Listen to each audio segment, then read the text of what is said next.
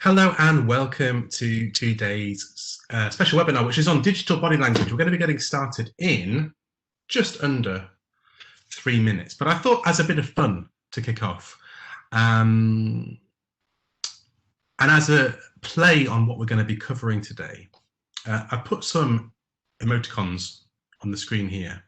Would love to hear in the chat box, using the chat box, which of these represents how you are feeling today? Where are you joining from? And which of these emotions, emojis represents how you are feeling today? You can describe it. You can do 2 from the top, 3 from the bottom, whichever one suits you.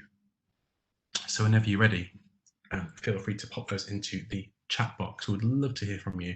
As for me, my name is Mark. I will be getting started very shortly, but I have had rather a lot of caffeine this morning because I had a quite early start. So I'm probably going for the slightly wide-eyed, expressionless face, as you will see very shortly.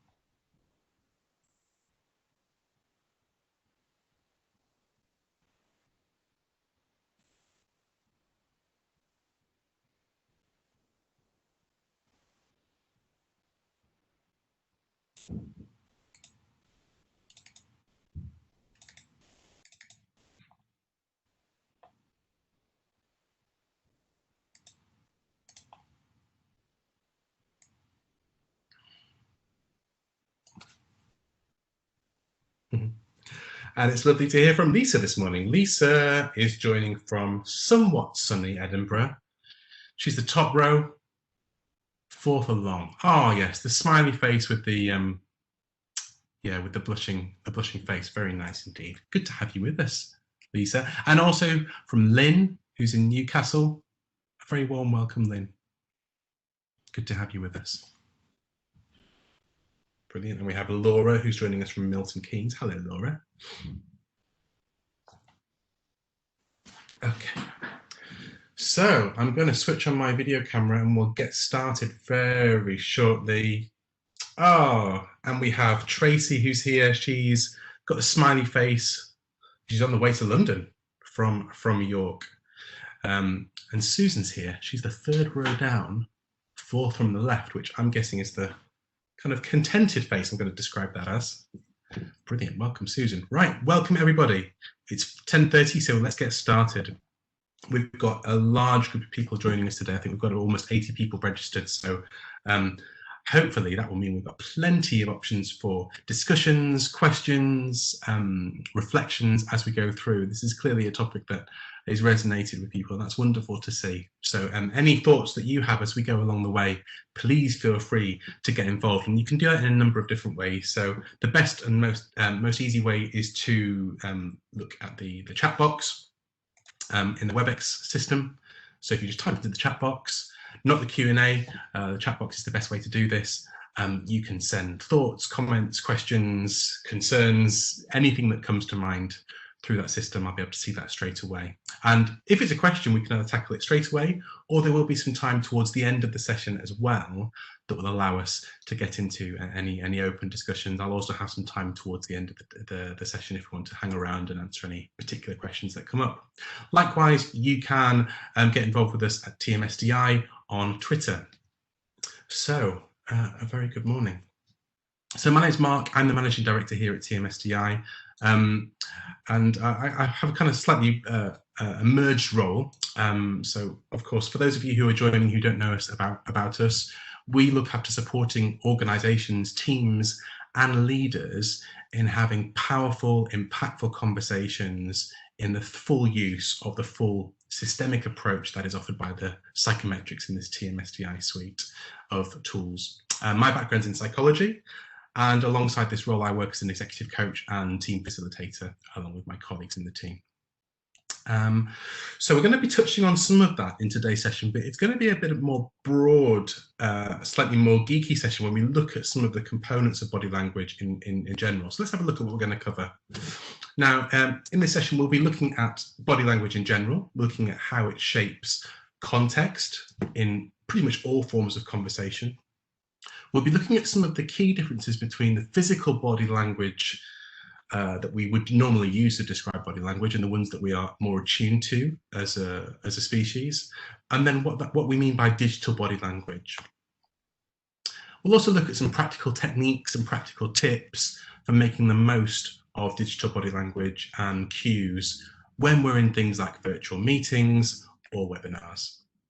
And then finally, we'll touch on this idea of psychological preferences, which I know most of you who are joining today are very familiar with. And we'll look at how does that overlay with something like digital body language to think about how we choose to communicate with our colleagues, with our peers, and anybody else. Okay, hopefully that sounds good. And once again, for those of you who are just joining, a very warm welcome. If you do want to get involved with any conversations, just use the chat box. They'll come straight to me, and we can either deal with them, you know, on the bat or towards the end of the session. Okie dokie. So, first of all, some statistics. Why is all this important? Why is this helpful for us? Well, let's have a look at some statistics around communication. This is quite a famous one. And those of you who know me will know that I'm a big fan of citing research. I haven't actually put the references on here, but I have got some references towards the end of the session if you want to go and look these up or reference them in any of your own work. So this is a piece of research that was conducted by Professor Albert Mehrabian. And his research indicated that only 7% of a message is transferred and understood by the actual words that are used. Only 7%. The remainder, we have 38% of that is transferred as a result of the way the words are spoken, and in general, the tone that we use. And 55% of that is transferred and then understood by body language. Surprise, surprise. So the researcher in charge of this study says that if a speaker's words and body language are different, or if they're in any way not congruent, listeners are more likely to believe the non-verbal side of that speaker and not the words. So for example, if somebody says, I don't have a problem with you, whilst looking down and maybe looking a little bit anxious and avoiding eye contact, then the listener will probably trust a predominant form of communication, which in this case is the nonverbal, rather than the literal meaning of the words, the 7%. Okay, really important piece of that, and it's a good thing to bear in mind when you're thinking about messages and how they might be received and how they might be understood. So just a couple of you who have asked some questions to kick off. Heidi has mentioned, will this webinar be recorded? Absolutely, Heidi. As always, we'll be recording this session. It will be available at some point next week if you'd like to review any of this. Thank you. Okay, so general body language. So a couple of points here. When reading body language, the context in which a particular gesture or a cluster of gestures is observed matters more than anything else. So knowing what emotional state a picture represents or a gesture represents is not enough if it doesn't fit into the context that you're observing it in. So let me just illustrate that with a few ideas. So there are a few gestures with unique meanings, but there are many others that can have multiple meanings depending on the context. So one of the most and probably best known pieces of popular psychology is that the idea that crossing arms like this guy is on the screen in front of the body is a sign of defensiveness or in some way closed.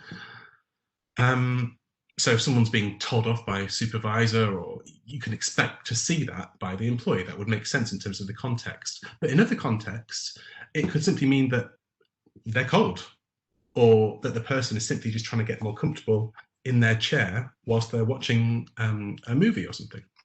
So gestures in non-verbal communication are a bit like words in verbal communication. So if a word has multiple meanings, you can only decide on the implied meaning by looking at the context in which the word is used. So this is why more often than not, it's helpful to rely on more than one body language gesture in order to try and make an accurate judgment.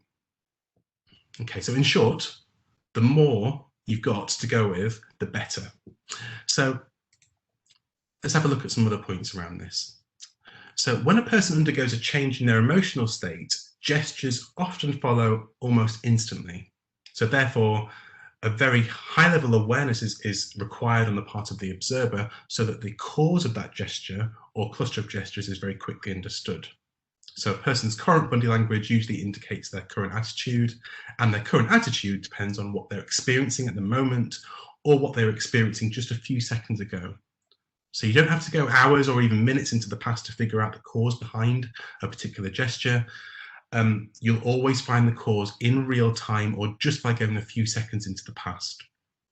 And by cause, I mean how your subject has interpreted the current situation or piece of information you've given them.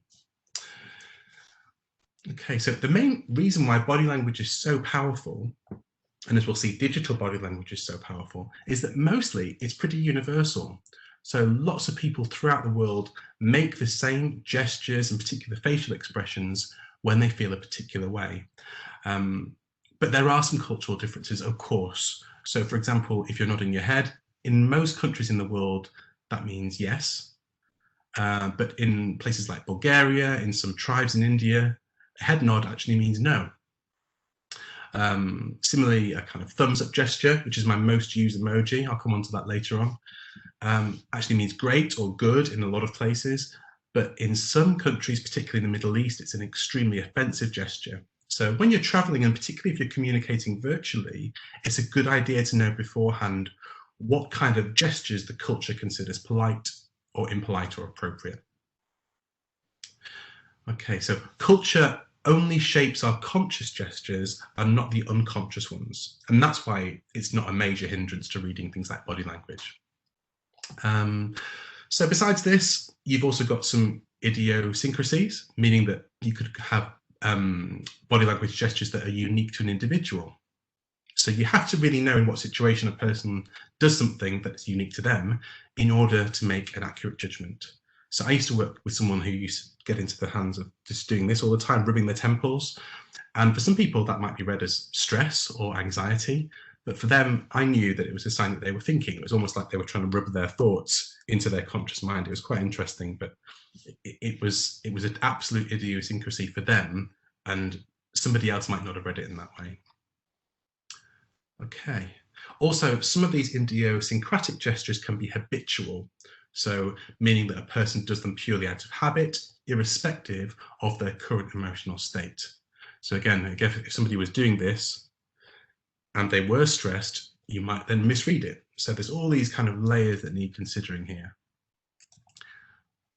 And then just finally, before we get into the digital piece, the general rule is whenever you observe a body language gesture, you should immediately look at that person's environment to understand what's causing that emotional state or attitude. But sometimes the reason behind that might be difficult or even impossible to figure out. So the human mind loves jumping to conclusions and ascribing hasty, sometimes incorrect reasons to events. And in that case, you can sometimes attach an incorrect cause to a body language gesture. So that's the example, if you're in a meeting with somebody and you suddenly notice the corners of their mouth pointing downwards, which is usually a sign of sadness, you might try to figure out what you've said that's caused that state, whereas in reality, it might not be something you've said at all. It might be something they noticed in the room that reminded them of a sad occasion, or a smell that came through that just reminded them of somebody that made them sad. And often these kind of connections are happening subconsciously, below the level of awareness of the person. So if you ask them what's wrong, they might respond with something like, you know what, I'm okay. Or if they've got, you know, heightened levels of emotional intelligence, they might just say, oh, you know, I don't know, I'm just sad. So in summary, you might not succeed in reading body language 100% of the time because there's all of these different things to bear in mind, but that doesn't mean you should stop practicing, because most of the time you will be able to do this really well and very accurately indeed. So fail and learn, learn again. It's totally worth it. And hopefully that's a useful bit of context to get into this idea of digital body language. And what is it?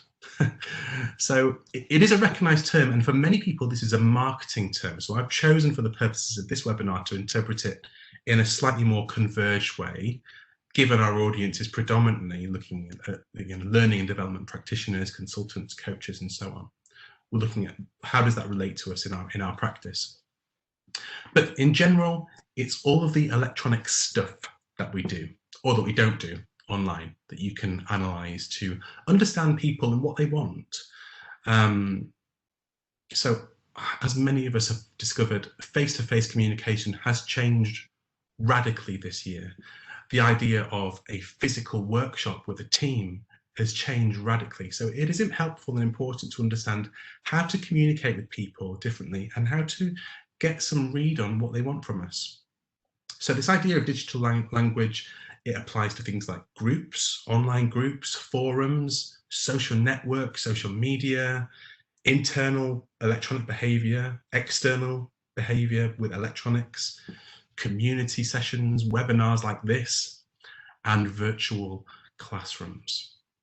And everything that we've just been talking about with physical body language applies here too. So every person has a unique kind of virtual voice when it comes to their communication.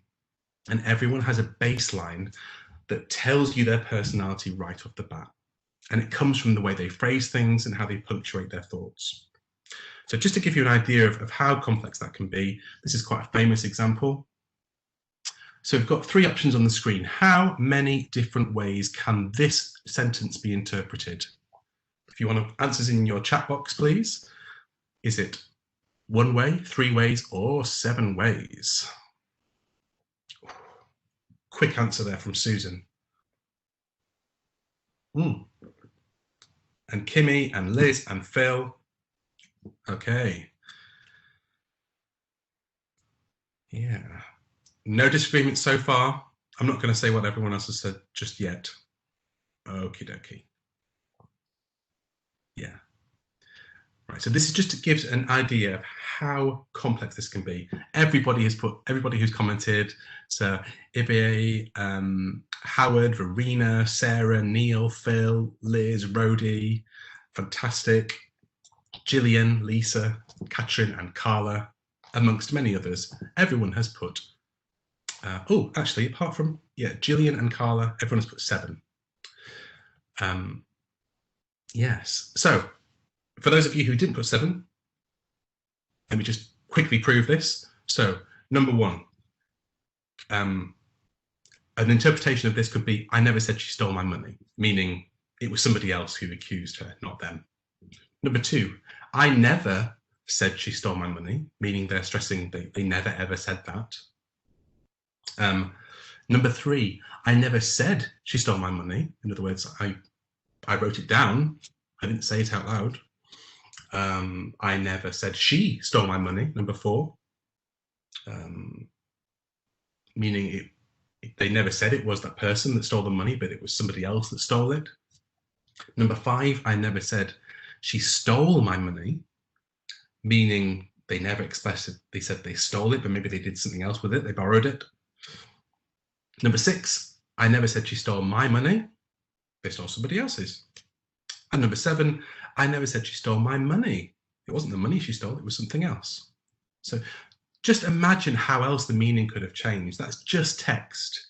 If we add punctuation, that changes things, as would if we had something like emoji. This is an example of how digital body language can be incredibly difficult to read when we only have text. What I'd love to hear, again, if in your chat boxes, is just some examples of where do we notice digital body language taking place in a virtual team. So what examples can you think of where you would see examples of digital body language, the electronic stuff that we do, coming through in the current way that people are working at the moment in a virtual team, for example? What platforms, what channels? Have you got any specific examples that you can share when you've noticed this? Yeah, okay, so Carla, thank you. Carla said WhatsApp, she said SMS, absolutely.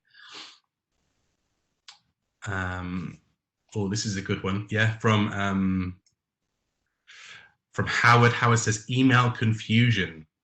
Verena has said camera use. We'll come to that, Verena. Good idea. Lots of you have said Zoom. That's an interesting one. That's clearly a bone of contention there.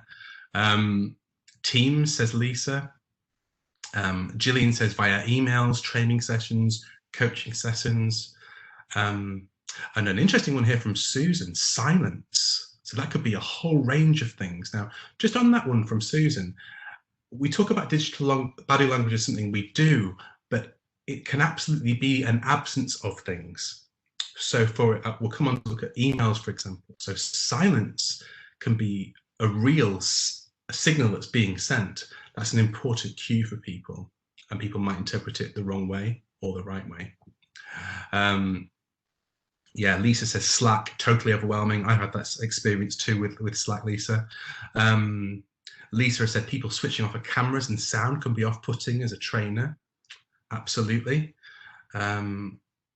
Phil is talking about choice of different media and acting differently in each. Yes, that's an interesting one, isn't it, Phil, where you've got different channels that you've got to go through, and you've almost got to manage all these different personalities and messages across them all.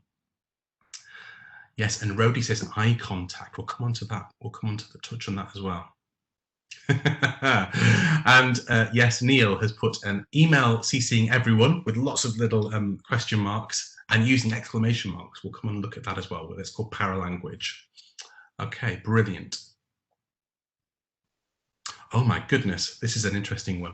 I know an organization, this is Lisa who's saying this, I know an organization who judges the performance of employees by how many likes or positive emojis colleagues send.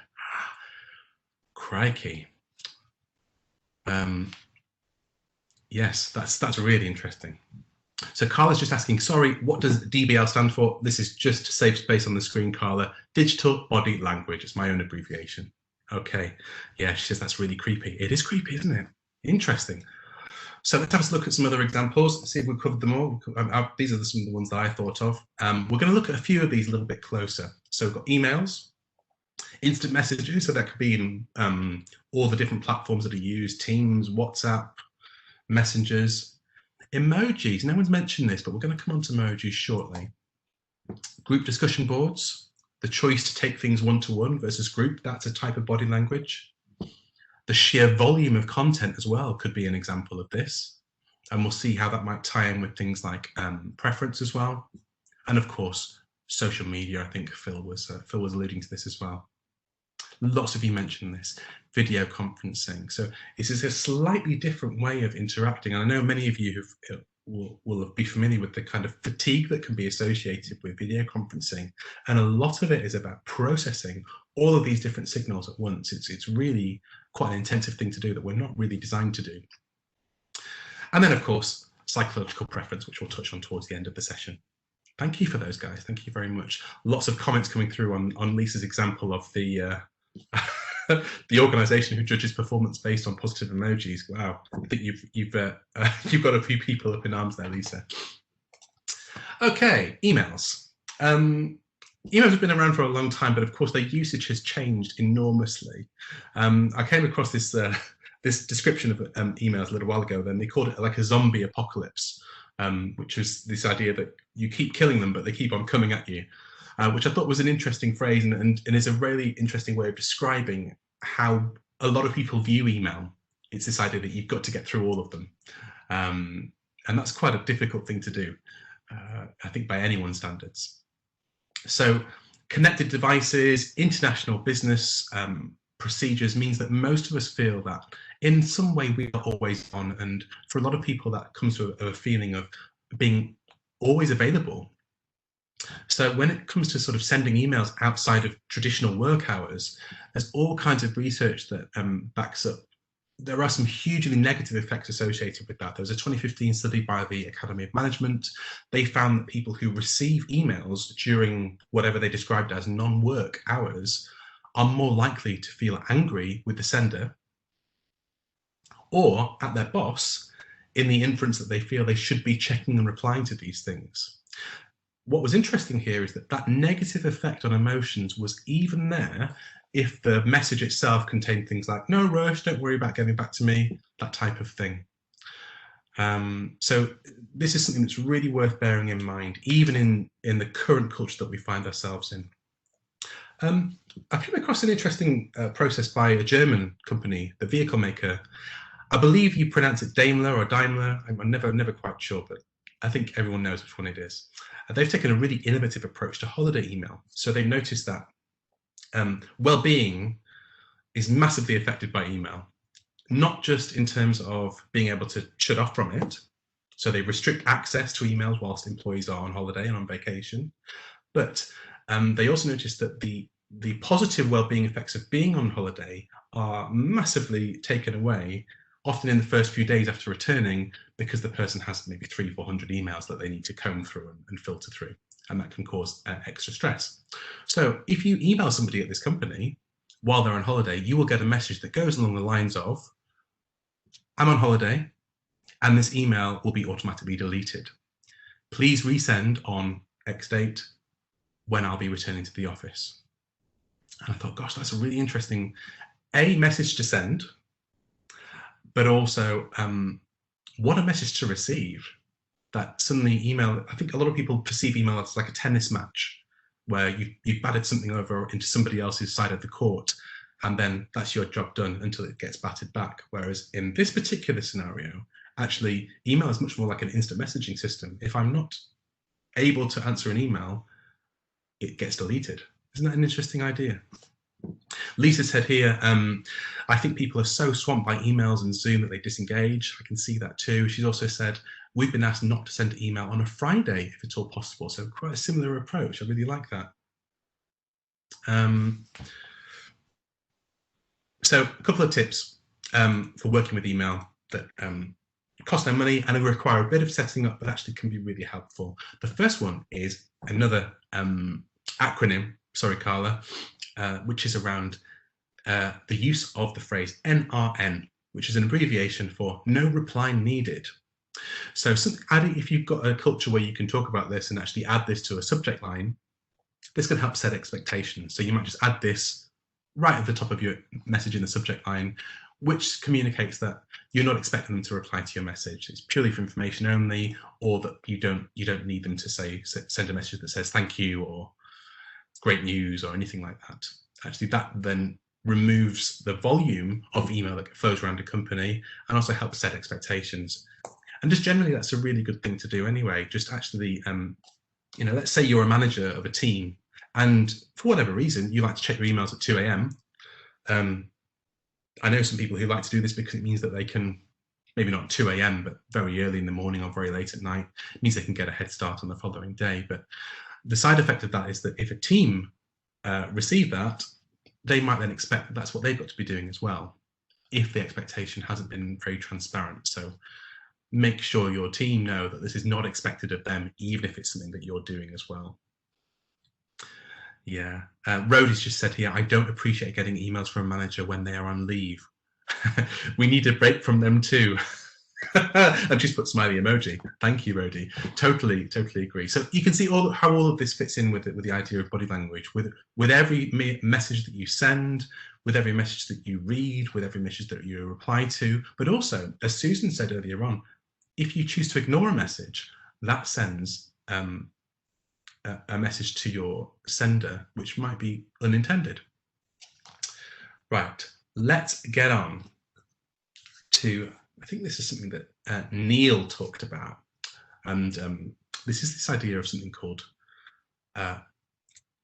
let's just think about pure text. So not emojis, not GIFs, or anything like that, but pure text. So in linguistics, there are some cues which are usually called paralanguage. And they're estimated to form between 60 to 90% of communication in things like instant messaging, emails, etc. And these help us understand how something is being said as opposed to what is purely being said. So in face-to-face communication, we do this by tone and hand gestures and eye movements and facial expressions, but we can try to use this in text format too. So I've got two statements on the screen there. What do you see as the differences between these two statements? How do you interpret them? What are you seeing there? Answers in the chat box, please.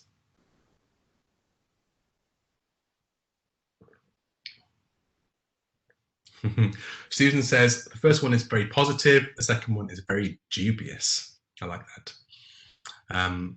Yeah. Elham says excitement versus reluctance. Sarah is saying enthusiastic and then less enthusiastic. Yeah, just the addition of this paralanguage conveys quite a different meaning. Yeah, and Liz is saying the first one is affirmation, the second one is not so sure. And you could see how you would do this in person, if you were doing this verbally.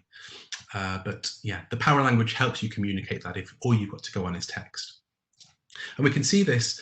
We can use spelling to convey this as well. So things like repeating letters convey elements of this, and adding phonetic spelling to mimic the sound of spoken language can help convey our message and get that across.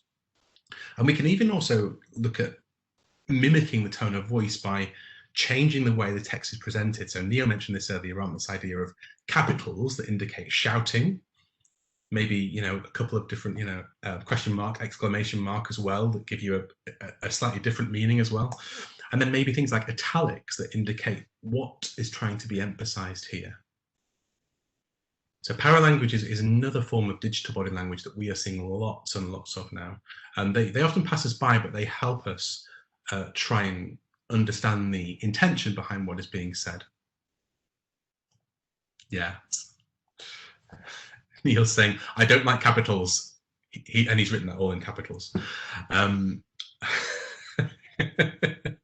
It is. It's not super helpful unless you're reserving it for very special occasions. Right. Let's come on to emojis now. A little free tip for you. For those of you who joined a little bit early, we were doing a little bit of fun, which was just to sort of pick which one represents you today. I sometimes do this on virtual sessions just as a kind of a fun thing to kick off with, but often there can be some hidden meaning behind the reasons why people might choose a particular one. Another little maybe, I don't want to use the word icebreaker, exercise, let's call it like exercise, is to ask people to check on their phones. So most phones will let you do this. If you fire up your emoji section in your phone, you get instantly an idea of which ones you use most. So a question I often ask people is, what's your favorite emoji and what does that say about you? In fact, let's do that today. For those of you who've got your phones handy, fire up your messaging system of choice, have a look at your emojis and see which is your most frequently used. As for me, perhaps no surprise, I've got the thumbs up. I use that. I know I use that all the time. I'm really aware of that. Probably too much.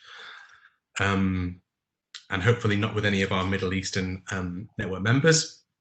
I also have the smiling emoji with the blushing face. Probably an indication that I want to indicate that I'm happy with something, or I'm saying something with a bit of a wink. Okay, so Sarah has the palm to face, the face palm emoji, probably more used than most, particularly this year, I imagine. Rhodey's saying the kissing emoji. That's very nice. Actually, Rhodey, there's some evidence that that emoji is dying out. I'll come on to that very shortly. Gillian has champagne glasses. Oh, that's very good. Claps, that's also another one of my most used ones as well, Gillian.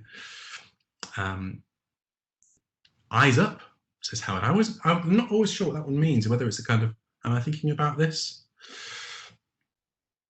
Yeah, lots of kisses, lots of winking faces. That's good. That probably says a bit more about us as a community, I think, of practitioners. I hope so. There is,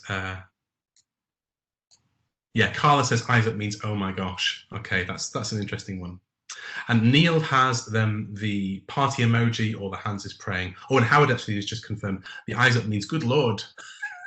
Very good. Good to know. And we can see already there is an inherent problem with emojis in terms of interpretation. We'll come on to that very shortly. And Dean has a very, Dean, hold that thought. I'll come back to that in a second. Oh, so there are differences, as we're seeing on the call today, between the use of emojis from males as in females. And there are even differences in terms of different countries. So the Netherlands, the United Kingdom, and Greece, when this was collected, which I think was 2016, they were the most likely countries in Europe to use negative emojis, such as the frowny face or the angry face, compared to more positive emojis. Which is, you know, an interesting one. Likewise, we can see it as a little slice of a moment in time. So this was a piece of research by SwiftKey.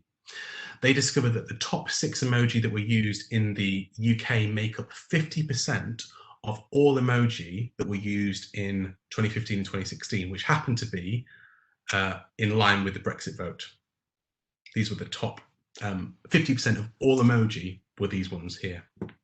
At the same time, thinking about your point, Rhodey, the kiss, the clapping hands, and the fist bump emoji have halved in usage between 2015 and 2016.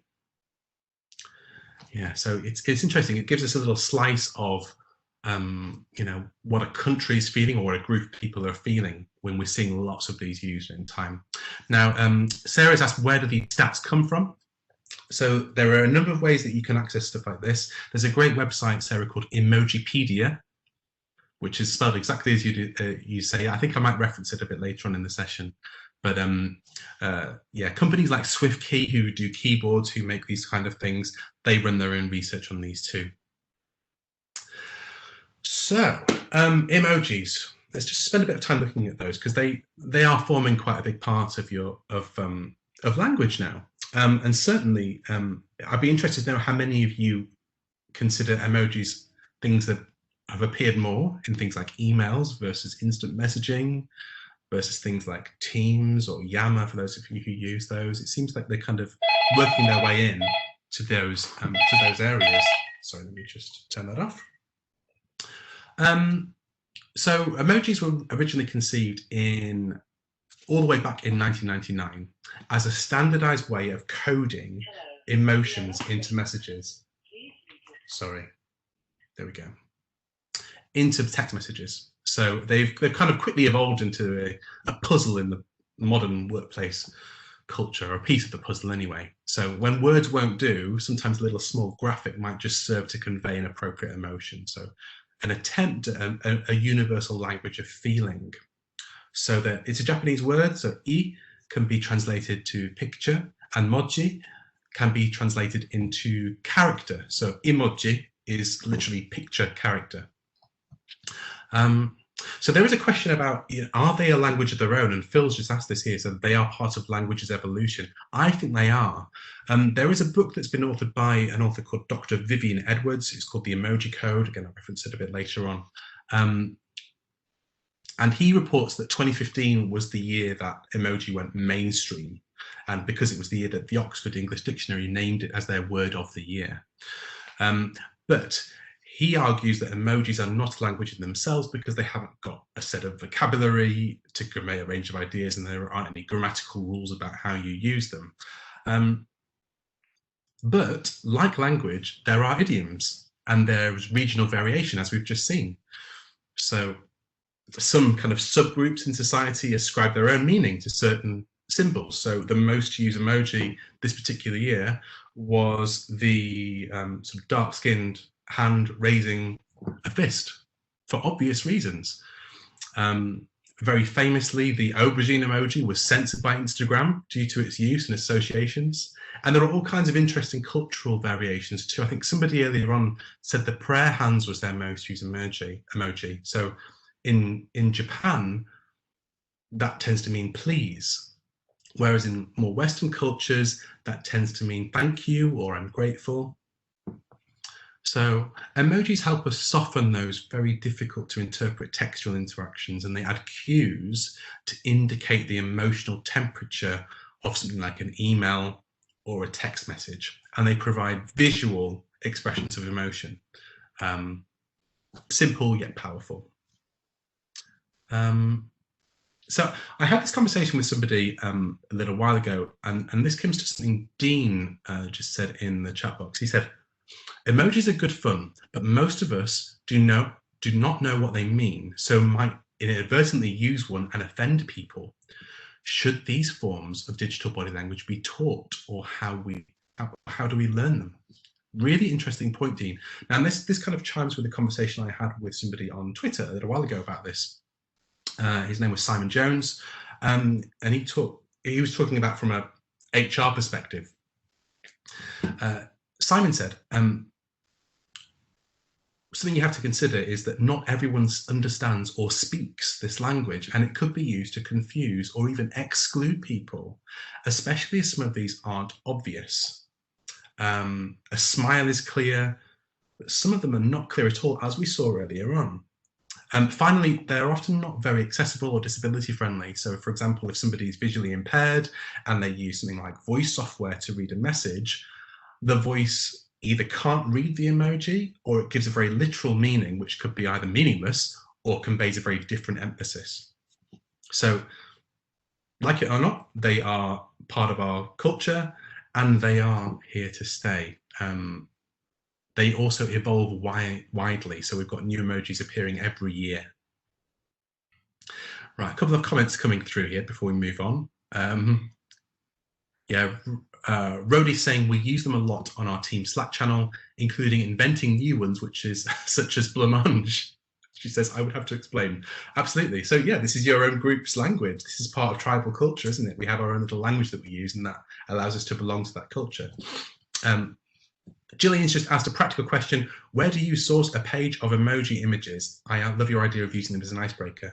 So I have to be honest, I just Googled them. I looked for a high res version of those that we could use. And yeah, popped it up on the screen. And then what you would normally do is, if you're using a platform like Teams or WebEx, or I think you could do this in Zoom as well, you can actually give people a little drawing icon where they can actually put a little mark next to the emoji that represents them. And so you end up with a little sort of emotional picture of your group. And you can do this as a little emotional check-in throughout your session. Works really nicely. Right, now, way back when, I think it was Verena mentioned, before we come on to those, we'll come on to video conferencing shortly. Machine learning. Yeah, so they can be used again to consider what somebody's experiencing, what someone's trying to say. And then there are various forms of emoji now that are evolving. So there was something called Animoji a little while ago that allowed you to present yourself as an animal with different expressions, and you could even use your own face to make those expressions. There's also Bitmoji, which is sort of static images. And then there's Memojis, which are the latest thing where you can actually just create a version of yourself. And again, you shape your face into the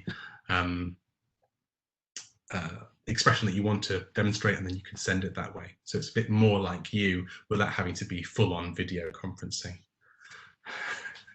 Yes, Sarah has just mentioned the potato boss, the very famous example of the boss who was on a Zoom call that turned themselves into potato and couldn't stop it. Yeah, these things exist as well. Filters in Zoom calls, definitely. Are they a form of digital body language? I suppose they are. You're conveying where you are in the sense of place. Right. So,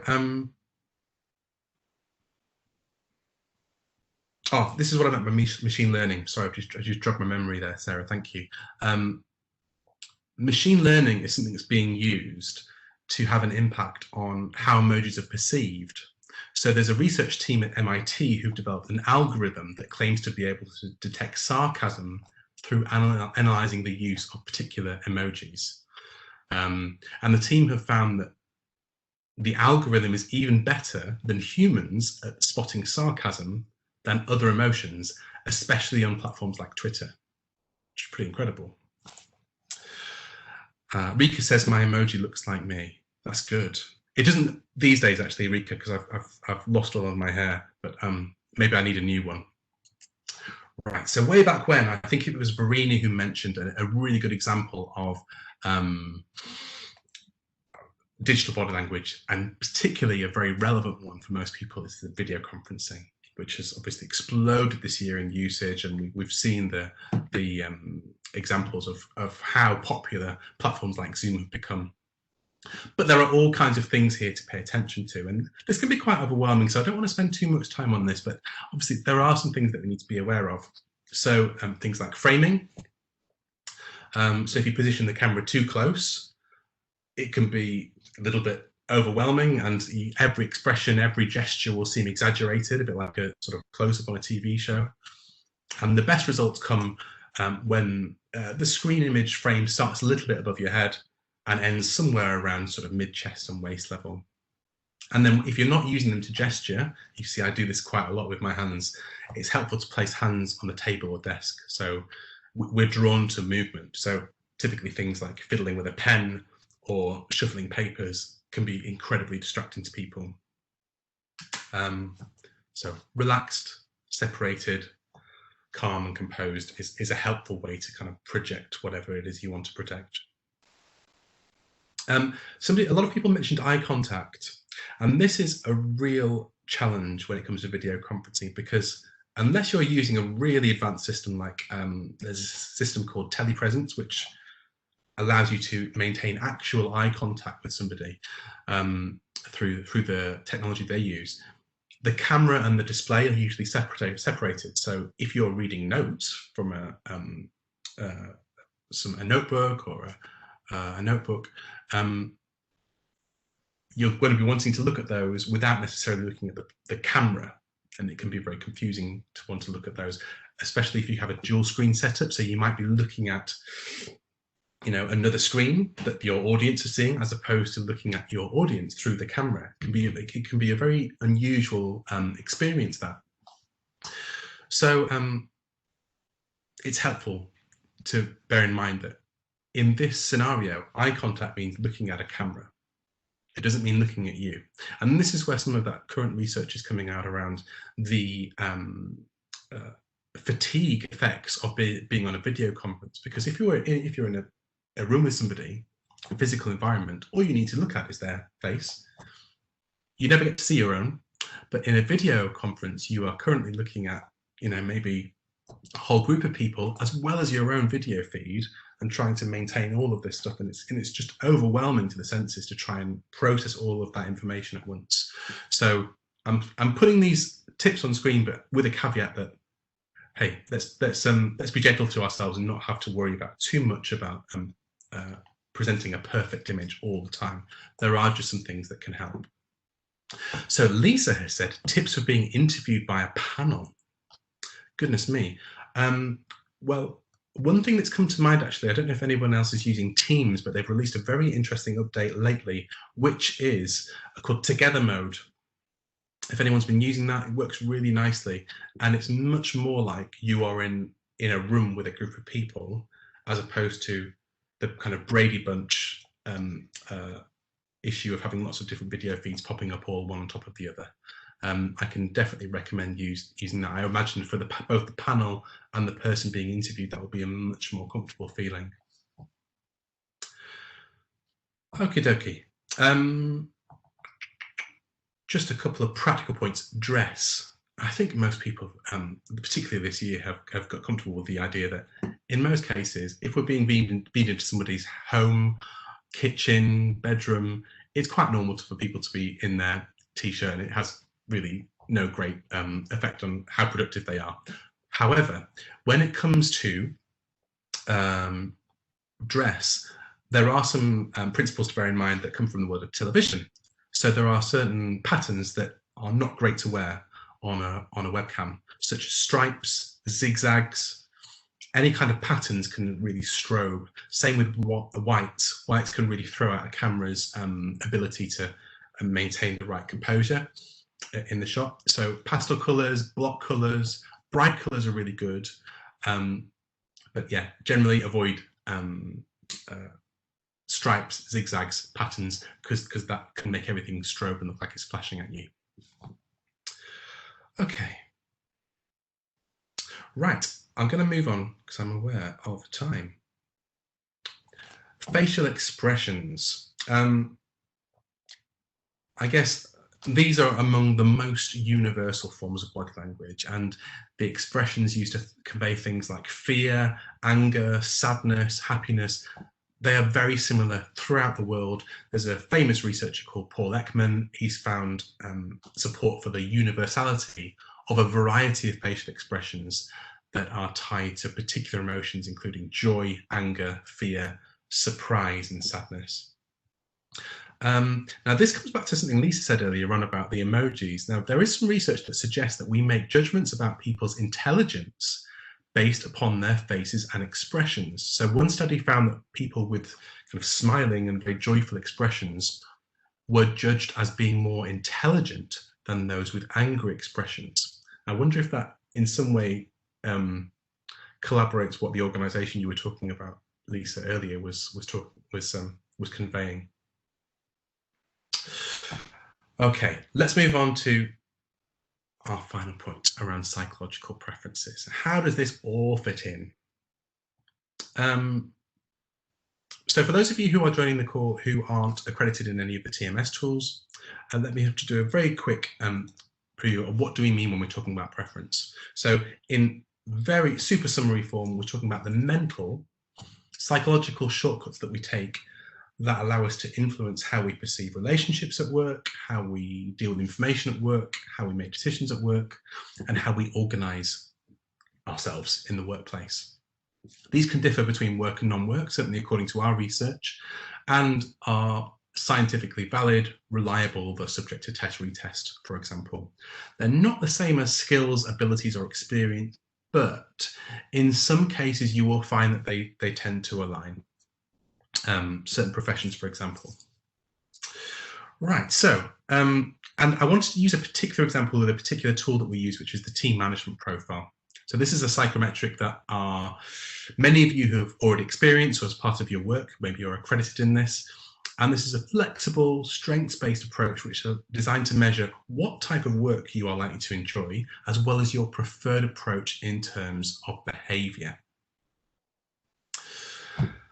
And within that, there are these 4 lenses that we can start to look at behavior through and how preferences at work might vary some of our digital body language. So one example is that top scale around relationships. So those with a more extrovert preference might display a particular type of digital body language. So those of you who are accredited will know that this is often associated with this idea of externalizing thought. Not necessarily as some people think is about being noisy, but actually this idea of externalizing thought. And if there is no ability to do that through a video conference or being physically in the room with somebody, you will still see that behavior. It will come through in different ways. Likewise, those with a more introvert preference have more of a need to internalize thinking and actually might prefer certain types of digital forms of communication over others. Okay.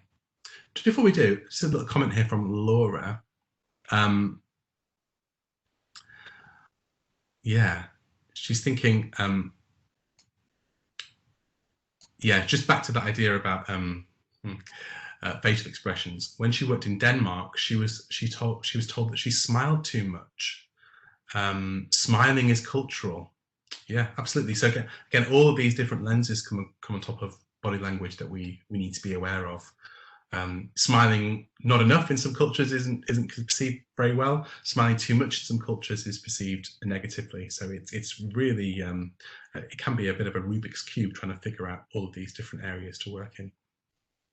Lisa's just pointed out here, as somebody with an introvert preference, I found it really hard initially to interrupt team conversations.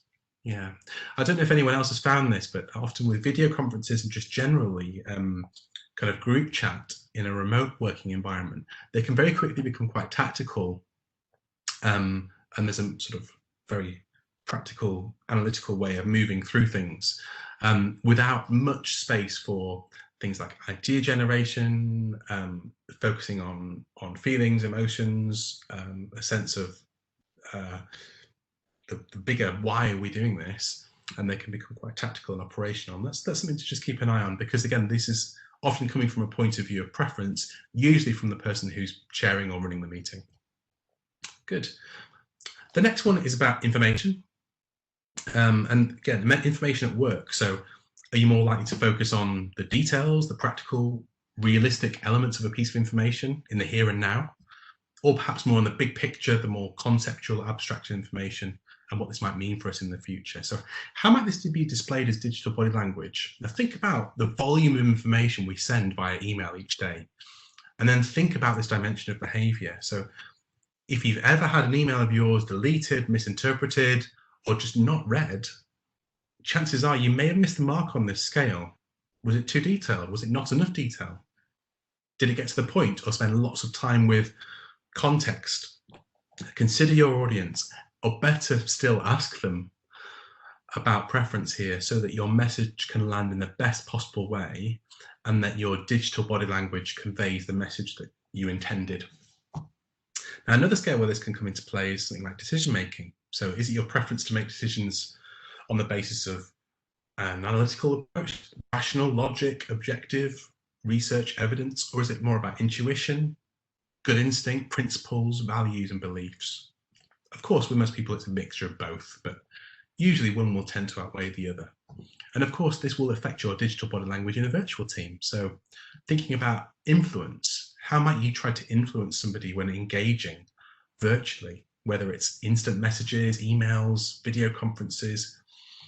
If you want them to make a decision based on your arguments, this is important to know. So what kind of balance do you place between showing you're working out and providing the data use case versus talking about what the personal impact might be on the rest of the team or particular individuals?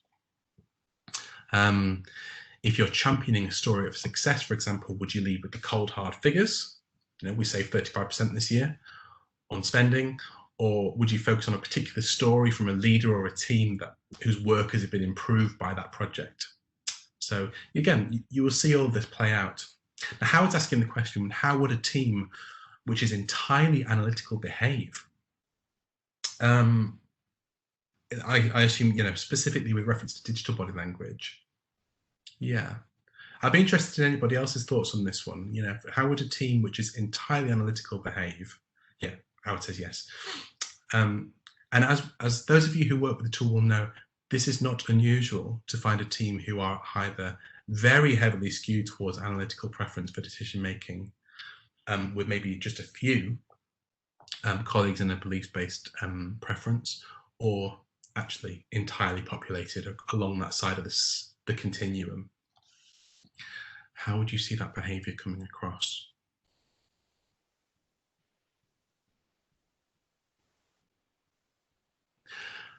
From my perspective, Howard, in extremes of this particular preference, it's about separating and distancing from a decision through use of data, proof, research, pros and cons. And yes, Neil's just taken the words out of my mouth. Sometimes this can lead to a bit of paralysis because it often necessitates data.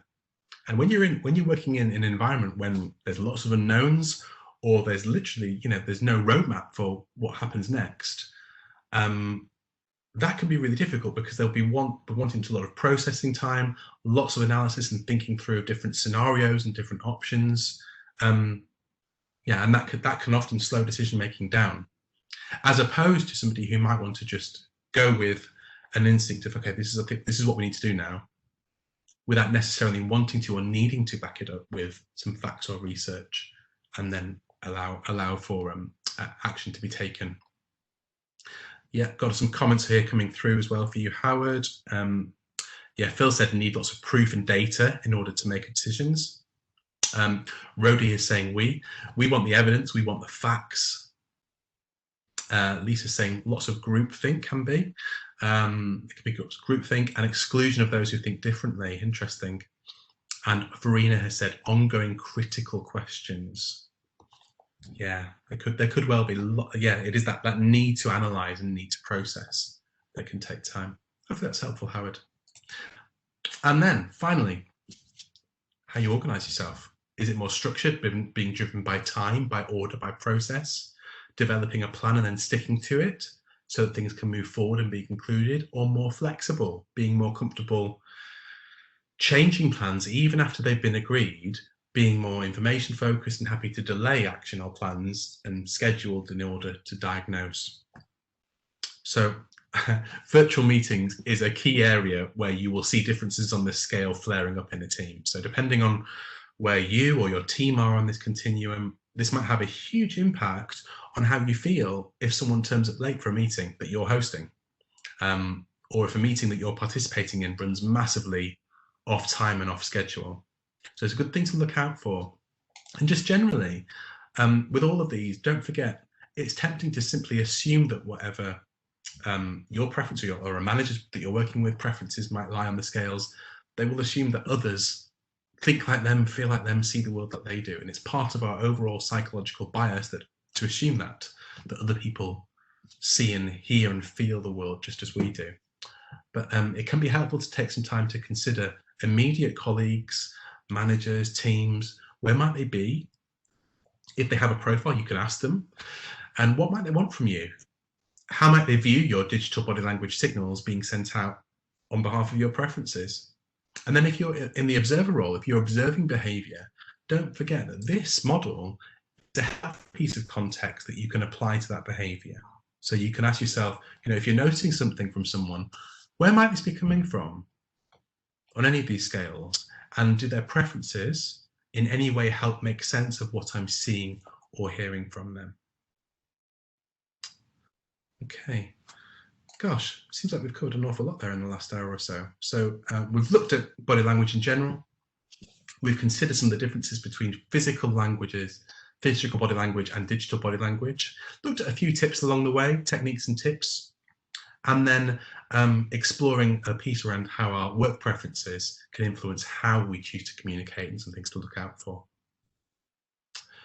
Yeah, so Carl has just said here, yeah, so it's helpful to know the preferences of your team or audience. Absolutely helpful to know it. It's an extra piece of data in the digital body language puzzle. So I promised earlier on we would reference a few things. Feel free to take a screenshot of this if it's helpful, or if anyone wants to have them after the webinar, just drop me an email and I'll send them across. But in terms of further learning, I haven't mentioned the Emojipedia website on here, but definitely worth looking at if you want to look into any statistics around current emojis, which ones are most used, least used. Some interesting books there that I can recommend looking at. A TED Talk that works really nicely around the machine learning piece around emotions and body language, and a really great podcast by Phil Wilcox around this idea of digital body language as well. It's called Emotion at Work. Okay. We've got a bit of time for questions, comments. I know we're almost at time, folks, so if you want to, I'm happy to stick around if anyone has any particular questions. I will make sure we get through them. Neil saying, great session. I'm running a face-to-face session with a client next week. Fantastic, Neil, using TMS profiles. We'll consider how to use these examples that we discussed today. Great timing, wonderful. In the meantime, for those of you who are just maybe typing in a question or a comment, we've got all kinds of things coming up over the next month or so from TMSDI. We have a accreditation taking place next week. So we're actually doing team management profile accreditation in a day, virtually. It's intensive, but it works really well. So if you've got any colleagues or you yourself would like to get accredited, you can get accredited that way now. We also do our classic 2-day accreditation. Also coming up, I know for many of you were on our recent QO2 profile and coaching session with Tom Gibbons. We have a accreditation program coming up towards the end of the month, 1st of October. And then also our flagship leadership development tool, the 360, the leadership behaviors profile. We have an accreditation there on the 7th of October. Both of those, the opportunity orientation and leadership behaviors, are half-day sessions. Okay. Great. So a couple of thoughts here. Yeah, thank you. Great session from Gillian. Verena's just saying, thank you, Mark. Once again, a very interesting topic. Rhodey's saying that was really interesting and much more broader ideas about digital body language than I thought and will be exploring as a result of this session. Wonderful. Thanks, Rhodey. Lisa has said,